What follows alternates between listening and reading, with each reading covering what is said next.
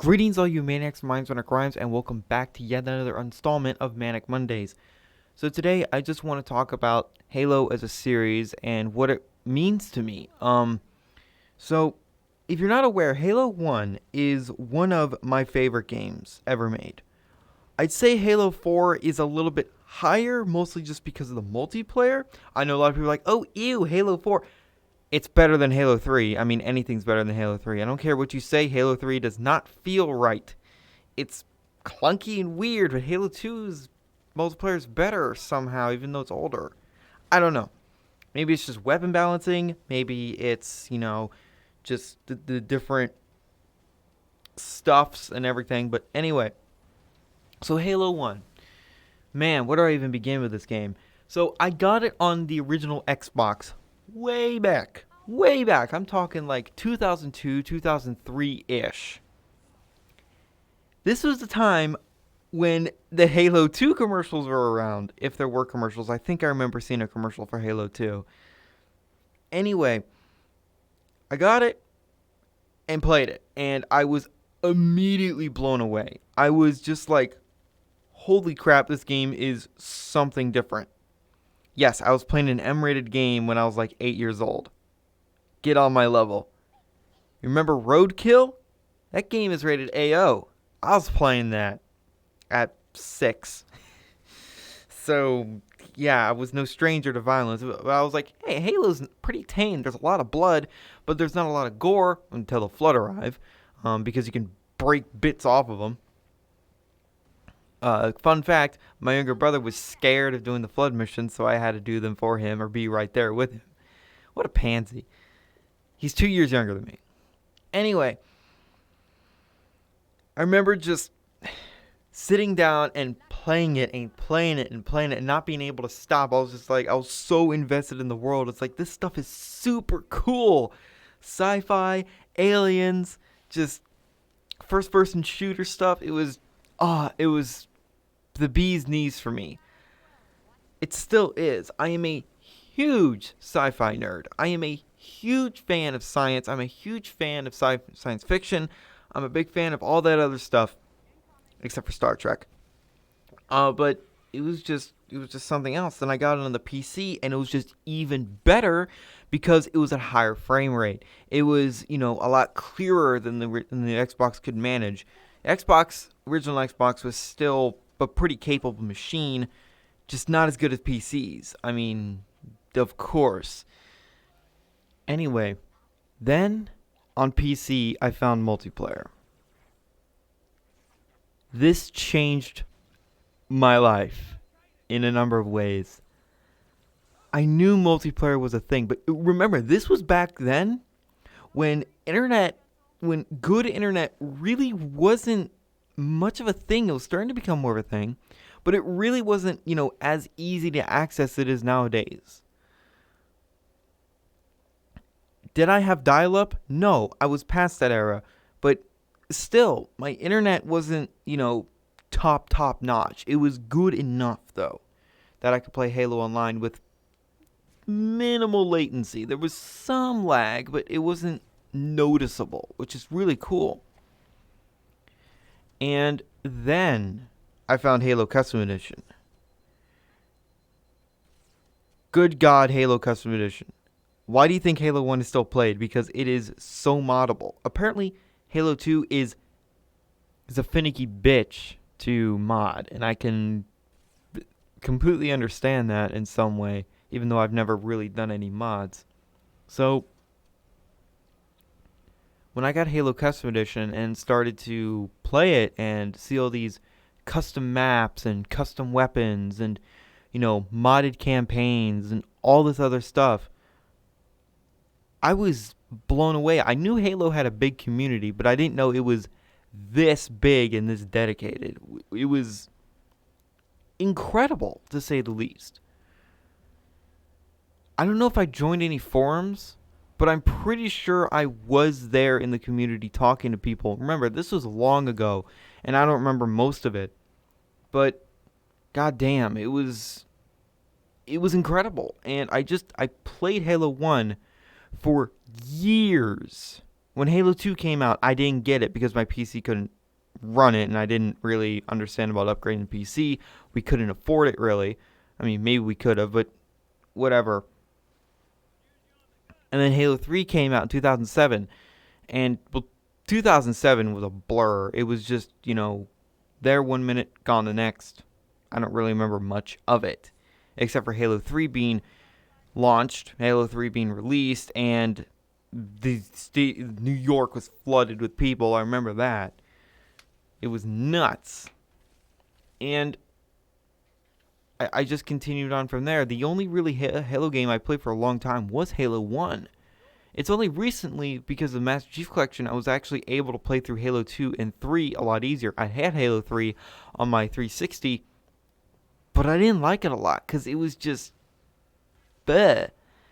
I felt it was too short. I felt that the campaign wasn't as good as like Halo 2's, and Halo 1's especially for me, but that's just nostalgia talking. And I felt the combat was kind of slow and weird.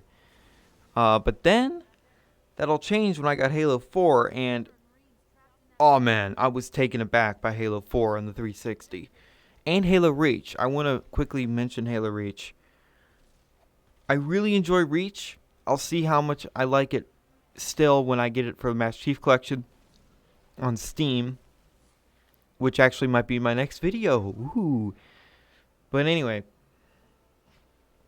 Halo 4, I was just, before this I did play Halo 3, but I never played Halo 2. So I started Halo 4, and it was just very good. I was like, damn, this is really damn cool stuff. The Prometheans, the Forerunners, all this other stuff. The Didact especially looked freaking sick and menacing, although he was a bit wasted, let's be real. Did he come back in Halo 5? I don't remember because Halo 5 is shit. I'm sorry, but Halo 5, let me talk about Halo 5 for a minute. The disappointment was immeasurable, and my day was ruined because Halo 5, I thought it was going to be super cool. It's like all these trailers, like, oh my god, Master Chief is going rogue. Someone has to hunt him down to stop him. What is going on with Cortana? What is going on with the Arbiter? But it was just all meh. Just very meh.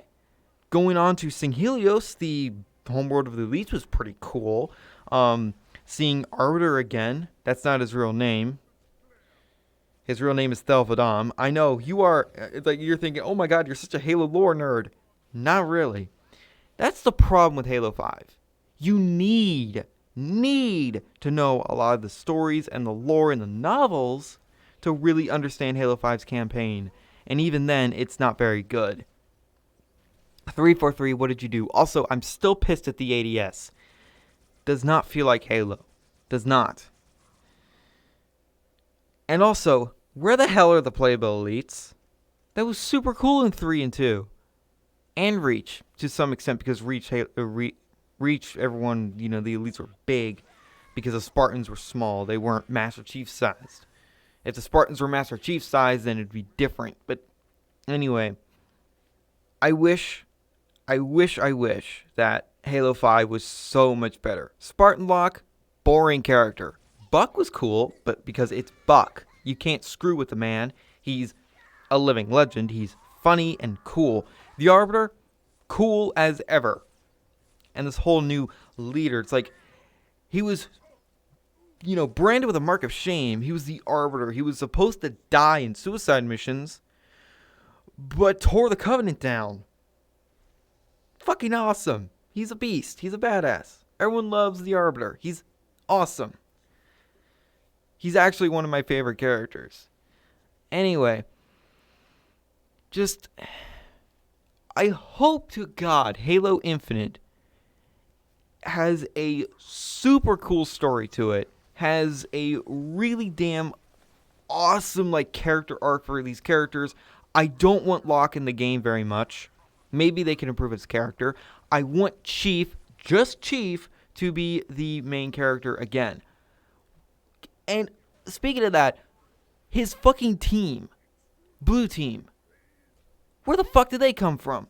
Oh, you didn't read the novels? Well, here's more Spartan 2s. The fuck? We were always told that Master Chief was basically the only Spartan left, and he was for a very long time, until the Spartan 4s came around, and I'm not mad at Spartan 4s. I think they're nice. I think they're cool. It's humanity, making these augmentations a lot more easy to do and give more super soldiers to actually combat the Covenant. Great stuff. I don't know why some people are so pissed at Spartan 4s. They did nothing wrong. And in fact, Buck becoming from an ODST to a Spartan is natural evolution. But all this being said, I just want Halo to be as good as it ever was. Give us another really cool campaign story like Halo 2 or 3. Halo 3's story was actually pretty cool.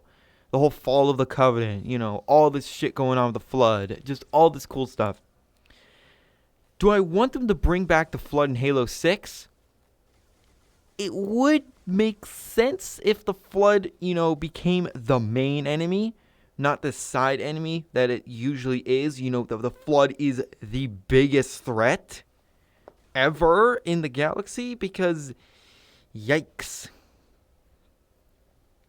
Anyway, I would really like to see not only Master Chief and the Arbiter interact with each other again. By the way, they did in a novel. We did in a novel. You have to read the novel for any cool shit. Fuck off, 343. I don't despise you. You did a very good job of remastering Halo 1 and Halo 2. Why didn't you remaster Halo 3? You could have easily done it. Whatever. They might do it. That'd be cool, especially if they fix some of the weird oddities that I've been finding in Halo 3, but that's probably just me. Also, you did a good job in Halo 4. Why did it all fall apart in Halo 5? I know you released a lot of novels after Halo 4, and apparently the novels are very good, especially, a few of them are very, very good, but, I don't have time to read them. So, that concludes this episode of Manic Mondays. Next video should hopefully be a Halo Reach, starting the campaign. Or I might just jump straight into the multiplayer and not play the campaign as a series. But I just want to do one campaign mission to see what you guys think about it. Test the waters. And I'll do, for Reach, I'll do multiplayer videos every now and then. I don't think it's going to be like the main focus of the channel, although it easily could be. But anyway, I'm also interested to see what mods will eventually come out for Reach, if any. Could be interesting. So thank you guys so much for watching, and remember, in Trilby, we trust.